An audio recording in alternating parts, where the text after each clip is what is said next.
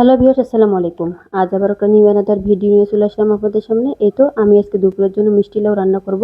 তো মিষ্টি লাউটা আমি এইভাবে ফালি করে কেটে নিয়েছি। আর এদিকে মিষ্টি লাউ ভাজি করার জন্য, মিষ্টি কুমড়া ভাজি করার জন্য এখানে নিয়েছি হলো রসুন কুচি, পেঁয়াজ কুচি, কাঁচামরিচ ফালি।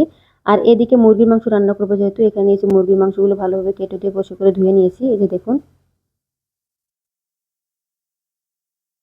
আর এদিকে মুরগির মাংস রান্না করার জন্য এখানে নিয়েছি আদা রসুন পেস্ট, হলুদ, লবণ, এলাচ পাউডার নিয়েছি। আর এদিকে নিয়েছি হলো পেঁয়াজ কুচি পরিমাণ মতো।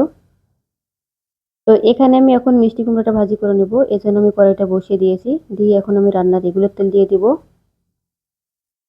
এই যে দেখুন, রান্নার রেগুলার তেল দিয়ে দিচ্ছি। দিয়ে আমি কিছুক্ষণ নেড়েচেড়ে ভেজে নেব। বেশি ভেজে নিব না, একটু নরম হয়ে আসা পর্যন্ত ভেজে নেব। তো এই তো আমার ভাজা হয়ে গিয়েছে। এখন আমি দিয়ে দিচ্ছি মিষ্টি লাউগুলো। এই যে দেখুন, দিয়ে আমি নেড়েচেড়ে ভেজে নিব।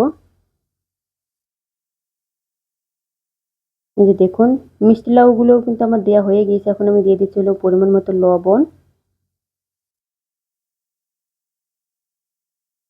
তারপর দিয়ে দিলাম পরিমাণ মতো হলুদ। দিয়ে ভালোভাবে নেড়েচেড়ে ভেজে নিব। এভাবে মিষ্টি কুমড়া ভাজি করে খেয়ে দেখবেন, অনেক মজা হয়, অনেক টেস্ট হয়। যারা খেতে চান না, অবশ্যই এভাবে ভেজে খেয়ে দেখবেন। এত মজা হয় যে মাছ মাংসের সাথে হার মানিয়ে দিবে এই মিষ্টি কুমড়া ভাজি দিয়ে ভাত খেলে। তো এখানে আমি এলাচ পাউডার একটু দিয়ে দিলাম।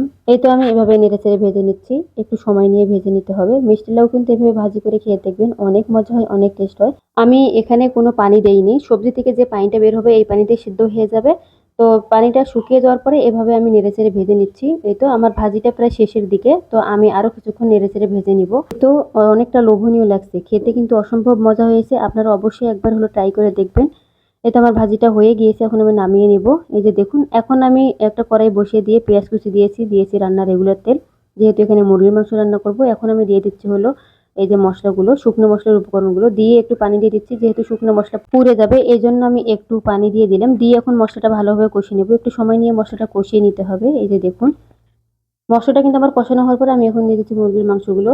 মুরগির মাংসগুলো দিয়ে আমি এখন নেড়েচেড়ে কষিয়ে নিব। এই তো আমি একে একে সবগুলো মুরগির মাংস দিয়ে দিচ্ছি এভাবে। তো মুরগির মাংস দিয়ে দেওয়ার পরে আমি এখন নেড়েচেড়ে কষিয়ে নিব। একটু সময় নিয়ে মুরগির মাংসটা কষিয়ে নিব, তাহলে তাহলে কিন্তু খেতে অনেকটা মজা লাগে। তো এই তো আমি একটু নেড়েচেড়ে কষিয়ে নিচ্ছি মুরগির মাংসটাকে। একটু সময় নিয়ে কষিয়ে নিতে হবে। এভাবে মুরগির মাংস ভুনা করলে অনেক মজা হয়, অনেক টেস্ট হয়। তো এই তো আমার মুরগির মাংসটা কষানো হয়ে গিয়েছে। এখন আমি দিয়ে দিচ্ছি ঝোলের জন্য পানি। এই যে দেখুন, পানি দিয়ে আমি এখন একটু নেড়েচেড়ে দিচ্ছি। নেড়েচেড়ে দিয়ে আমি হয়ে আসা পর্যন্ত অপেক্ষা করব। এই তো আমি নেড়েচেড়ে দিচ্ছি। আর এদিকে দেখুন, আমার কিন্তু তরকারিতে বলক উঠে আসছে। আমি একটু নেড়েচেড়ে দিচ্ছি যেন নিচে লেগে না যায়, এই জন্য। এই তো মুরগির মাংসটা নেড়েচেড়ে দিয়ে আমি আরো কিছুক্ষণ রান্না করে নিব। এই যে দেখুন, এই তো আমার রান্নাটা হয়ে গিয়েছে। আর কতটা লোভনীয় হয়েছে দেখছেন, খেতে কিন্তু অসম্ভব মজা হয়েছে। আপনারা অবশ্যই বাসায় একবার ট্রাই করে দেখবেন মুরগির মাংস ভুনা রেসিপি। তো আজকের ভিডিওটি এ পর্যন্তই। আল্লাহ হাফেজ। সবাই ভালো থাকবেন, সুস্থ থাকবেন।